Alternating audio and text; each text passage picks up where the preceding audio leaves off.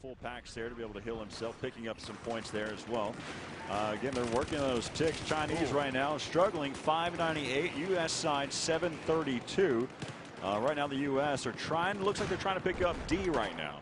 Yeah, you can see a lot of pressure here coming from the bridge. Alpha 07 on your screen here, finding one guy in front of him, a 7 counterpart, as he is going to be able to close this one out. No, he gets picked off. So that is quite surprising as we jump on board with Alpha 20, who's going to be riding in this truck at this point in time. He's going to be advancing his way over to D, trying to get this control. But I don't know what the benefit is of him driving this one in. Probably should keep his vehicle a little farther back and go support the efforts on the ground there.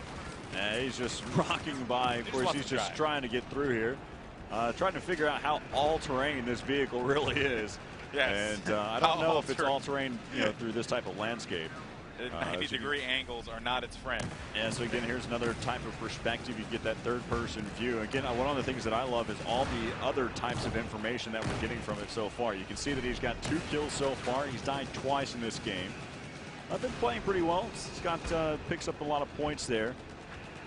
Finally, of course, he realizes that he has to utilize the road to get around. Yeah, the road, a revolutionary concept.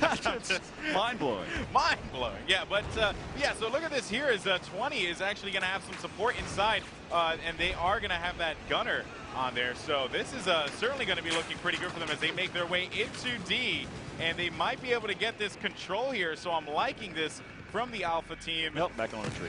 There we go. No. Yeah, sometimes you just got to watch out for nature. Nature is not your friend when it comes to vehicles. But, all right, so looking here at Bravo side, jumping over to the Bravo team as they maintain their control of the east side now. All right, so right now you can see that they're trying to, they're actually finally working together. You've got 4 members who are going to start heading over here. He spots one long range. Oh, he's going to get taken down as well. We'll kind of cycle around and find some players that are in the action. As right now we're back over here with Bravo 2. Bravo 2 holding back. He's kind of out of the picture, but his squad is spawning right behind him as well, taking complete advantage. One of the things, though, I know is a question out there. One of the things that for Battlefield 3, you only had 4 members in your squad, and of course you had that fifth wheel, if you have, was kind of hanging out. Oh no! I saw that one happening. I was like, why would you go in the street, bro? Stay alive. Please believe in yourself. He gets picked off, though. That's going to be another player. And look at this here. Bravo. Hey, don't do it. Don't fall off the edge so I can get my points, bro. Yeah, right. Don't commit suicide. I got you. Well, I like this here. So they are going to be controlling the. Is that sports on TV? I think so. Hey, man, what do we got on TV right now? But you want to know what, though? The skyscraper is coming down 100% here. You can actually see, though, that there was a little bit of an altercation up top, but it is definitely going to be raining death and destruction. And look at this, Alpha 05, 10 kills, 2 deaths. I like that a lot. Of course, in the armor, in the tank, good positioning, and here comes the skyscraper. And so for those of you that are questioning, I don't know, I think we mentioned it a couple times so far, but if you're just now tuning in, the one way that you take out this skyscraper here on Siege of Shanghai, there are 4 pillars that are well defined on the fact that they're unstable, and you can see that 2 highly explosive rockets and some tanks that are shooting at those pillars. Usually takes 2 shots per pillar to be able to take down that skyscraper. And we see how the Levolution has altered the gameplay going into this later part of this map. Yeah, and again, to bring up the dust that is brought up because the building coming down here, that is the thing that you have to keep in mind, how it just dramatically affects gameplay.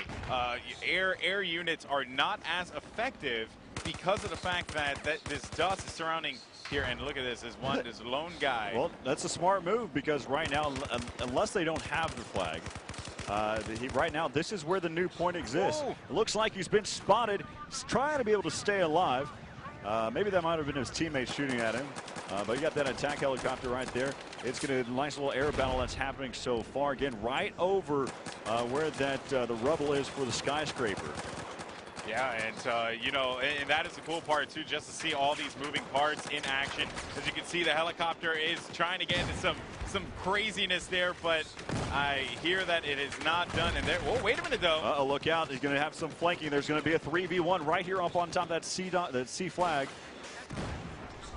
as we see, you know, the thing that I really did like about that that push there was they came from the sea, right? It was not an airdrop or anything like that. It wasn't anything that would kind of mess them up. They maintained their position, came through the sea. No one expected them. Great teamwork. And now they have C. Look at that, the C to get C. They had three members that worked together. I mean, you had 2th by sea, 1th by land. Oh my God! And was able to take out the one member. 2th by sea. Oh man! And another cool thing, you saw that one player actually dive into the water there. We had spoke about it before. There's no like official term for it, but you can swim faster, or as I. No, it's a sprint swim. Sprint swim. It's official. And leaderboard there. Look at that, how different perspective, the ways that you can switch between players. Yeah. Can we take another look here? I know that we're kind of watching some of the in-game stuff, but the spectator mode stuff is great. And having the ability to hot switch, I mean, you saw the tabletop view. Yeah, actually, and how you can sit there and select players that are inside the action, be able to pick a player there. Also, you can look at a player that's doing incredibly well, picking up numerous kills, and watching from their position by going through, holding down the tab, showing the scores, and selecting which player that you want to see at that point. That's just, those are great ideas already being put into play in this pre-alpha version of Battlefield 4. Yeah, we just saw Alpha 4, Michael Phelps his way across the water. That's pretty quick. In a very, very quick manner. But yeah, and you could see here, and actually, if you see overhead, you just saw it in the bottom left of your screen there, there's a UAV that's actually circling around. That is done by the commander. Right, and also the squad unit has actually made, the commander's also made a designated point of where he needs to attack. So again, the commander showing different efforts to help out his squads to make a move. Again, one of the cool things from the commander's perspective, you actually can select each squad that you would like. So if you want your alpha squad to attack the B flag, you select on the alpha squad, and from there, you select exactly where you want to go, and you can order them to attack. Yeah, and the other thing is that this all can be done from a tablet as well. So that's another really cool element there. So as we go ahead and we're switching to different perspectives now, you see Alpha 20 though, he is going to be inside of this, inside of the MRAP, and just actually giving his teammates some much needed cover with his vehicle here, trying to actually take out some players, but Alpha 20 struggling just a little bit. Trying to get that gunner and the driver to work in unison as they're kind of flipping back around, but a lot of actions that's happening over there towards the east side. Now this is what we were talking about whenever the skyscraper comes into play, but right now you can see that you've got the gunship. From here from afar, the AC-130 gunship. Again, that was because the fact that they picked up that C flag point. Yeah, and the other thing too to point out was the vision was very, very blurry because of the fact that the dust was kicked up from the building falling down. So that really does change things quite a lot.